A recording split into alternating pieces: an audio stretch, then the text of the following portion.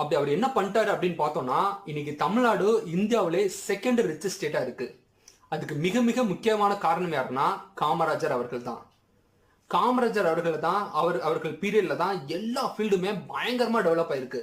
அப்படி அவர் என்ன பண்ணிருக்காரு அப்படின்னு பார்த்தோம்னா, அவர் பீரியட்ல மட்டும் பாத்தீங்கன்னா சுமார் 13 டேம் புதுசா வந்து ஓபன் பண்ணியிருக்காங்க. ஸோ அவர் பீரியட்ல தான் அதிகம். அவரை தவிர வேற எந்த ஒரு ஆட்சி காலத்திலையும் அவ்வளோ டேம் வந்து கட்டப்படலை. ஒன்று. ரெண்டாவது பார்த்தீங்கன்னா மதிய உணவு திட்டம். இந்த மதிய உணவு திட்டத்து மூலமா சுமார் தமிழ்நாட்டில் மட்டும் 29,40,000 குழந்தைகள் புதுசா ஸ்கூல்ல போய் படிக்க போயிருக்காங்க. ஸோ நம்ம தாத்தாவோ பாட்டியோ அப்பாவோ அம்மாவோ ஒரு கிராஜுவேட்டா இருக்காங்கன்னா அதுக்கு மிக மிக முக்கியமான காரணம் யாருன்னா காமராஜர் அவர்கள் தான். ஸோ சாதாரண ஒரு ஏழை குழந்தைங்கள இருந்தவங்கள ஒரு மிகப்பெரிய வேற ஒரு இடத்துக்கு கொண்டு போனது. அந்த 29,40,000 குழந்தைங்களை எவ்வளவு பேர் டாக்டரா இருப்பாங்க, எவ்வளவு பேர் இன்ஜினியரா இருப்பாங்க, எவ்வளவு பேர் ஒரு தொழிலதிபரா இருப்பாங்க. ஸோ இதுக்கெல்லாம் முக்கியமான காரணம் யாரு?